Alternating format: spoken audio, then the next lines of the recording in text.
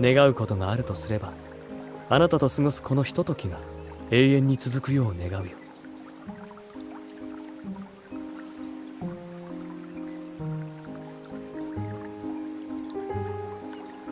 これで満足かな？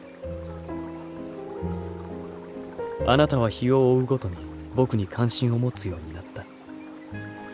とても喜ばしいことだ。ちょっとくすぐったいかな？あなたの勇気と強さにはいつも驚かされているよ。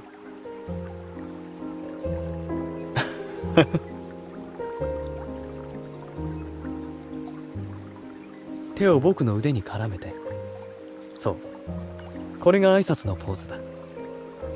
綺麗にできたね。